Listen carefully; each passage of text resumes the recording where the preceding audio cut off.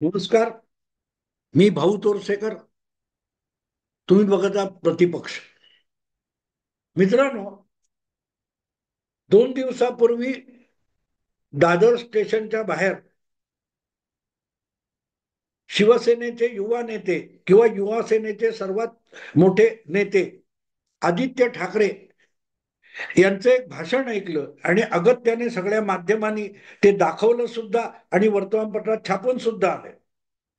आणि त्यामध्ये आदित्य ठाकरे यांनी विद्यमान नवे मुख्यमंत्री देवेंद्र फडणवीस यांच्याकडे अशी मागणी केली आहे की त्यांनी दीपक केसरकर आणि मंगलप्रभात लोढा यांना मंत्रिमंडळात घेऊ नये, एकनाथ शिंदे यांना सुद्धा मंत्रिमंडळात ठेवू नये अशी मागणी केली. ज्यांना आज आपल्या पक्षाचा विधानसभेत विरोधी नेता व्हावा ही सुद्धा मागणी करायचा कुठलाही घटनात्मक आणि कायदेशीर अधिकार नाही, ते मुख्यमंत्र्यांना मंत्रिमंडळात कोणाला घ्यावं आणि कोणाला न घ्यावं अशा मागण्या करतायत. 2.5 वर्ष मंत्री राहिलेला माणूस आणि नंतरच्या 2.5 वर्षात जे राज्यात सत्तेवर बसलं होतं त्या सरकारला किंवा मंत्रिमंडळाला घटनाबाह्य सरकार, घटनाबाह्य मुख्यमंत्री म्हणून हिणवत होतं. असे आदित्य ठाकरे यांना लोकशाही, संविधान, घटना, राज्यघटना याचे अर्थ तरी कळतात का, असा मला प्रश्न पडतो. की एक अत्यंत अनुभव दरिद्री तरुण नेता अख्ख्या जगाला आपलं ज्ञान शिकवण्याचा जो प्रयत्न करतो तेव्हा तो अधिकाधिक हास्यास्पद होत असतो, हे कोणीतरी आदित्य ठाकरेंना सांगणार आहे का? ती मागणी त्यांनी केली की एकनाथ शिंदे, केसरकर आणि मंगलप्रभात लोढा यांना मंत्रिमंडळात घेऊ नका. तेव्हा मंत्रिमंडळात कोणाला घ्यायचंय हा मुख्यमंत्र्याचा विशेष अधिकार असतो, हे सुद्धा आदित्य ठाकरेंच्या गावी नाहीये, माहिती नाहीये. आज भाजपमधला, एकनाथ शिंदेच्या शिवसेनेतला किंवा अजितदादांच्या राष्ट्रवादीतला कुठलाही नेता किंवा त्यांच्या पक्षाचे प्रमुख सुद्धा, चंद्रशेखर बावनकुळे सुद्धा मुख्यमंत्री देवेंद्र फडणवीसांना सांगू शकत नाहीत किंवा मागणी करू शकत नाहीत की अमुक अमुकाला मंत्री करा किंवा तमुक तमुकाला मंत्री मंडळात घेऊ नका, कारण त्याला चीफ मिनिस्टर्स प्रेरॉगेटिव्ह म्हणतात, विशेष अधिकार. कारण राज्यपाल कुणालाही मंत्री म्हणून ओळखत नाही. घटनाबाह्य घटनाबाह्य घटना वाचवा, संविधान ही पोपटपंची करणाऱ्या आदित्य ठाकरेंना घटना म्हणजे काय माहितीये का? घटनेनुसार प्रशासकीय व्यवस्था कशी उभी राहते माहितीये का? राज्यपाल सभागृहातल्या कायदे मंडळातल्या बहुमताच्या नेत्याला मुख्यमंत्री किंवा पंतप्रधान म्हणून शपथ देतो आणि त्यानंतर ज्यांना ज्यांना मुख्यमंत्री किंवा पंतप्रधान मंत्री बनवू इच्छितात त्यांनाही मंत्रीपदाची शपथ देत असतो. पण प्रत्येक मंत्री हा त्याची पक्षातली ताकद, मतदारसंघातली काय ती लोकप्रियता या बळावर मंत्रिमंडळात नसतो. अगदी राज्यपालाची मेहरबानी म्हणून सुद्धा कुठलाही मंत्री हा मंत्रिमंडळात राहू शकत नाही, जोपर्यंत मुख्यमंत्र्याचा किंवा पंतप्रधानाचा त्या माणसावर विश्वास आहे की याचा आपल्याला सरकार चालवण्यासाठी उपयोग होणार आहे, असं पंतप्रधान किंवा मुख्यमंत्र्याला वाटत असतं, तोपर्यंतच असा माणूस त्या मंत्रिमंडळात राहू शकतो किंवा घेतला जाऊ शकतो. बाहेरच्या कोणी मागणी केली म्हणून कोणालाही मंत्रिमंडळात घेता येत नाही किंवा काढता येत नाही. सगळ्याच्या सगळा मामला हा मुख्यमंत्र्याच्या मर्जीवर, मेहरबानीवर अवलंबून असतो, ज्याचा थांगपत्ता आदित्य ठाकरेंना नाही किंवा त्यांच्या पिताश्रींना नाही. उद्धव ठाकरे यांना मंत्रिमंडळात कोणाला ठेवायचं, कोणाला काढायचं किंवा कोणाची आपण हकलपट्टी करू शकतो, हे 2.5 वर्ष मुख्यमंत्री राहून सुद्धा उद्धव ठाकरेंना माहिती नव्हतं. तर बापाला माहित नसेल तर पोराला कुठून माहिती असणार? ते नुसतं घटनाबाह्य असली पोपटपंची करत राहिलं. आठवण करून देतो आदित्य ठाकरेनं, आठवण करून देतो.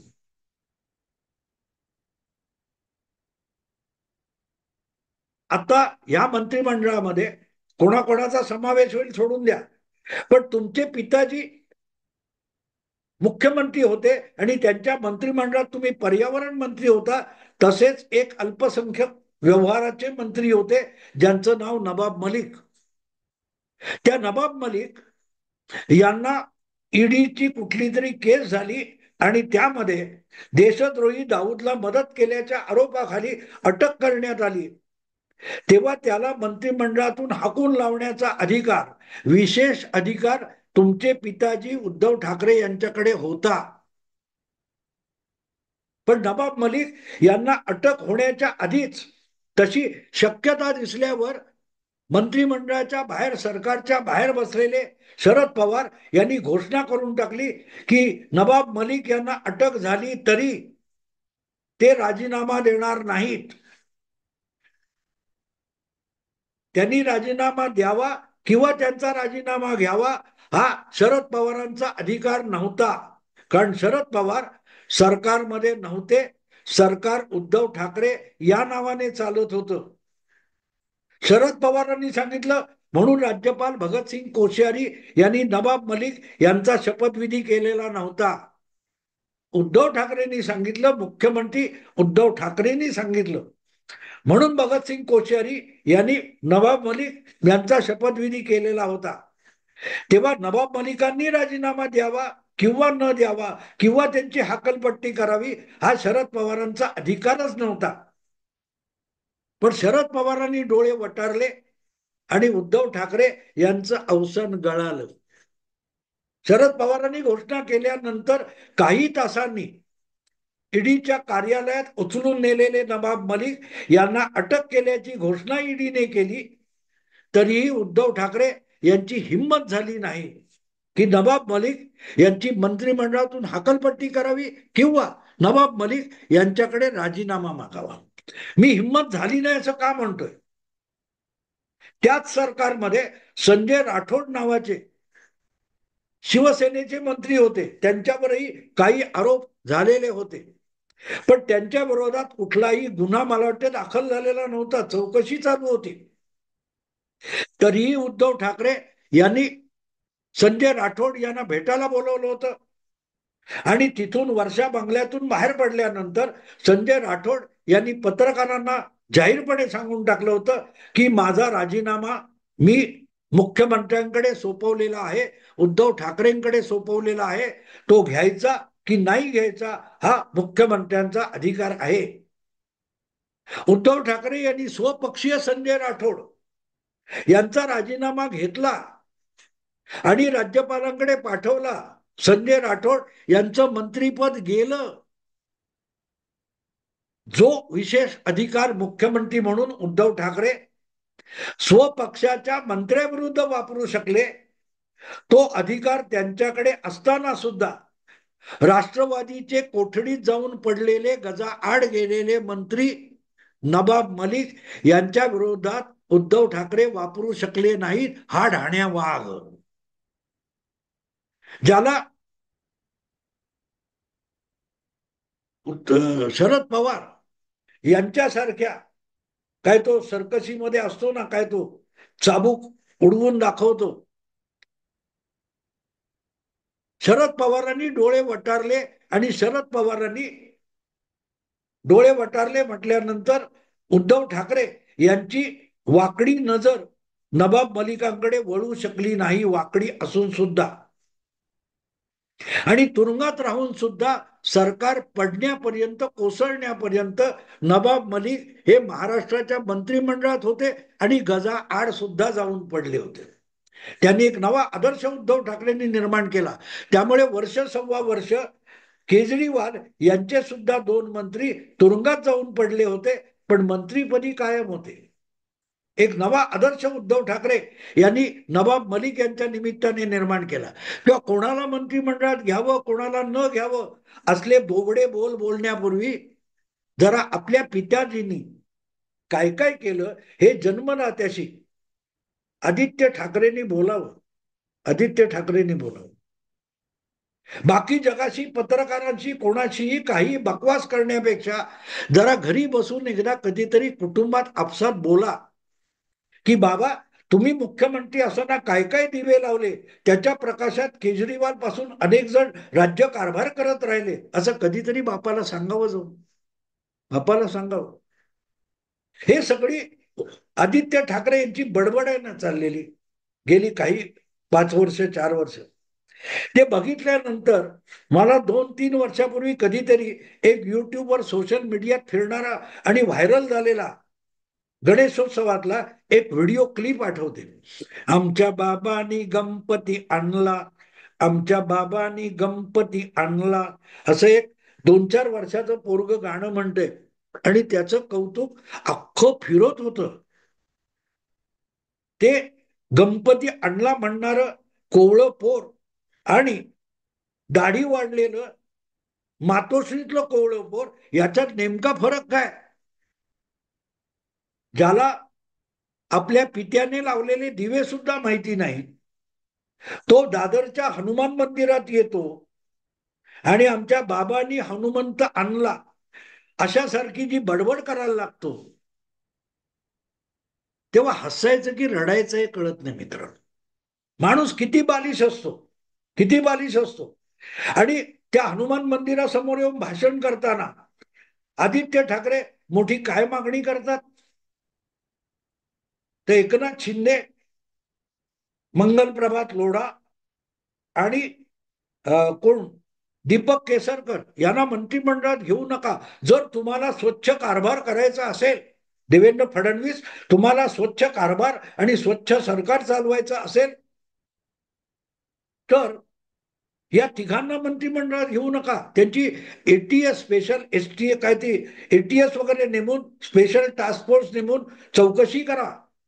कारण मी गेली 2-3 वर्ष ओरडतोय की मुंबईच्या रस्त्यासाठी महापालिकेच्या ठेवी मोडून किती हजार कोटींचा खर्च केला त्याची चौकशी करा. कारण दीपक केसरकर आणि मंगल प्रभात लोढा हे मुंबई आणि मुंबई उपनगरचे पालकमंत्री होते आणि मुख्यमंत्रीपदी बसलेले एकनाथ शिंदे हे अर्बन डेव्हलपमेंट शहर विकास मंत्री होते. आणि आदित्य ठाकरे यांच्या कल्पनेमध्ये जो घोटाळा झाले त्या घोटाळ्याची चौकशी होईपर्यंत त्यांना मंत्रिमंडळात घेऊ नका. हो, आदित्य ठाकरे हेच तुमचं तत्व लावायचं असेल तर मग हे 2.5-3 वर्षापूर्वी आपल्या पित्याला सांगायचं होतं, बाबा ओ बाबा, त्या नवाब मलिकला पहिला मंत्रिमंडळातून हाकला हो बाबा. जर आदित्य ठाकरे यांचे दादरच्या स्टेशनच्या समोर उच्चारलेले शब्द प्रामाणिक आणि खरे असतील तर मग तीच गोष्ट त्यांना 2.5-3 वर्षापूर्वी नवाब मलिक यांच्या बाबतीत आपल्या पित्याला सांगता आली असती. माईक घेऊन पत्रकार परिषदेत नाही, पण घर बसल्या मातोश्रीवर किंवा वर्षा बांगल्यामध्ये आपल्या पित्याला उद्धव ठाकरेंना आदित्य ठाकरे सांगू शकले असते की बाबा तुम्हाला स्वच्छ सरकार चालवायचं असेल तर नवाब मलिकला पहिला मंत्रिमंडळातून हाकला. सांगितलं होतं का रे? आदित्य फायर आजीचा नातू आदित्य ठाकरे यांना माझा हा सवाल आहे की तुम्ही स्वच्छ सरकार आणि स्वच्छ कारभार यासाठी इतके जागरूक असाल तर मग जे तुमच्या आवाक्यातलं होतं आणि जे घटना नियमानुसार आवश्यक होतं ते तुम्ही 2.5-3 वर्षापूर्वी आपल्या पित्याला का सांगितलं नव्हतं? की नवाब मलिकवर गंभीर आरोप आहे, दाऊदशी संबंध असल्याचे आरोप आहेत, कागदोपत्री पुरावे आहेत, म्हणून त्याला नुसता गुन्हा दाखल झाला नाही तर अटक सुद्धा झालेली आहे. बाबा बाबा बाबा, त्या नवाब मलिकला मंत्रिमंडळातून हाकला. आपल्याला स्वच्छ कारभार आणि स्वच्छ सरकार चालवायचं आहे. हे घरातल्या घरात सुद्धा उद्धव ठाकरेंना त्यांचे सुपुत्र सांगू शकले असतील, पण सांगायला हिंमत लागते, बोलताना अक्कल लागते. या दोन्ही गोष्टींचा जर दुष्काळ पडलेला असेल आजकालच्या मातोश्रीवर, तर मग दादरच्या हनुमान मंदिरात येऊन काहीतरी बाष्कळ बडबड करणं भाग असतं. अजून जे मंत्री झाले नाहीत, ज्यांना मंत्रिमंडळात ज्यांची नावं सुद्धा डिक्लेअर झालेली नाहीत, किंवा जे आता उपमुख्यमंत्री आहेत त्यांच्यावर कुठलाही गुन्हा दाखल झालेला नाही, ज्यांची कुठलीही चौकशी सुरू झालेली नाही, त्यांना मंत्रिमंडळात घेऊ नये आणि स्वच्छ कारभार करावा हे सांगणारे आदित्य ठाकरे एका परीने आपल्या पित्याने अत्यंत भ्रष्ट गैरकारभार केला याची सुद्धा साक्ष हनुमान मंदिरासमोर येऊन देतात. ही माझ्या पित्याने घटनाबाह्य सरकार चालवलं, कायद्यानुसार घटनेनुसार जो गुन्हेगार आहे त्याला तुरुंगात जाऊन पडला तरी मंत्रीपदी कायम ठेवलं, असा माझ्या पित्याने जो अत्यंत नालायक कारभार केला, देवेंद्र फडणवीस तसा कारभार करू नका हो, असं आदित्य ठाकरेंना सांगायचंय का? आदित्य ठाकरे यांनी लोढा, केसरकर किंवा शिंदे यांच्या विरुद्ध जी कैफियत केलेली आहे किंवा मागणी देवेंद्र फडणवीस मुख्यमंत्री यांच्याकडे केलेली आहे, त्याचा अर्थ काय होतो? याचा अर्थ लावणं म्हणजेच पत्रकारिता असते. पण शेण खाण्याची चव इतकी जडलेली जी मीडिया आहे त्याच्याकडून आदित्य ठाकरे काय सांगतात याची मीमांसा पण होणं शक्य नाही. आदित्य ठाकरेंनी शेण टाकलं का, वा वा काय स्वादिष्ट आहे हो, बिहारहून आणलेल्या रबडीसारखं टेस्टी आहे, असं म्हणणारे सगळे पेपरमध्ये बातम्या देत होते, टीव्ही चॅनलवर दाखवत होते की शिंदे केसरकर लोढांना मंत्रिमंडळात घेऊ नका. ती रबडी नव्हती, तर नवाब मलिक नावाच्या रेड्याने टाकलेलं शेण होतं. आदित्य ठाकरे रबडी म्हणून जे मीडिया समोर वाढत होते त्याला नवाब नावाच्या रेड्याने टाकलेलं शेण म्हणतात. आणि ते चवीने खाणारे मीडिया आपल्या समोर असेल तर मग आदित्य ठाकरेंनी शेण मोठा केला तर त्यांना दोष का द्यायचा? माणूस किती पोरकट वागू शकतो, त्याला धरबंध उरलेला नाही, धरबंध उरलेला नाही. मागणी करताना आपण काय बोलतोय त्यांना कळत नव्हतं, आणि समोर ऐकणारे, टिपून घेणारे, रेकॉर्ड करणारे, चित्रण करणारे त्यांच्याही अकलेचं दिवाळ वाजलेलं. त्यामुळे कोणालाही पत्ता नाही की आदित्य ठाकरे बोलतायत काय आणि आपण टिपतोय काय. जा जरा कधीतरी आपल्या पित्याशी पण संवाद साधा, एका छपराखाली राहता, एका इमारतीत राहता. आदित्य ठाकरे जरा आपल्या पित्याशी पण संवाद साधा. सतत पत्रकारांशी आणि मीडियाशी संवाद साधण्याची गरज नाही. सतत दुसऱ्यांकडे जाऊन कटोरा घेऊन मागण्या करायची गरज नाही. कधीतरी आपणही काहीतरी करावं, आपल्या पित्याकडेही मागण्या कराव्या. ती मागणी केली असती नवाब मलिकला हकवला तर आज आदित्य ठाकरेंना या 3 लोकांना घेऊ नका असं म्हणण्याचा अधिकार प्राप्त झाला असता. पण घटना कशाची खातात, घटना म्हणजे काय याचा सुद्धा थांग पत्ता नसलेले आणि आपल्याला आवडत्या उल्हास बापटांची घटना सतत ऐकणारे, असीम सरोदेंच्या सोबतीने बसणारे आदित्य ठाकरे यांचं घटनाविषयक, कायदेविषयक ज्ञान हे असं अर्धवट असलं तर नवल नाही. त्यामुळे ते निर्भयपणे झालेले आहेत, इतके निर्भय झालेत की वाटेल ते खुड्यासारखं, वेडपटासारखं बोलणं हा आता हळूहळू आदित्य ठाकरे यांचा स्वभाव होऊन गेलेला आहे. त्यामुळे रोज उठून 1 जुलै 2023 ला काय बोलले होते, जो लॉंग मार्च मेट्रो सिनेमा पासून व्हीटी पर्यंत छत्रपती शिवाजी टर्मिनस पर्यंत आणला होता, त्यात काय बोलले होते की सरकार पडणार आणि आम्ही कॉलरला खेचून महापालिका आयुक्ताला खाली आणणार. ती महापालिका पण आता आवाक्यात राहिलेली नाही.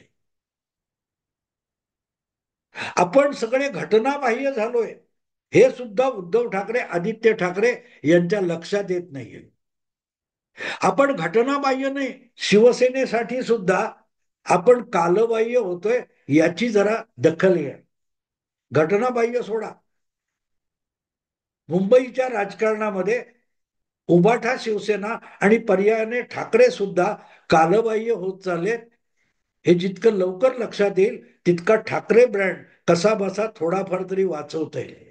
मित्रांनो, आता इथे थांबतो. आवडलं लाईक करा, शेअर करा आणि प्रतिपक्षाला सबस्क्राईब करा. नमस्कार.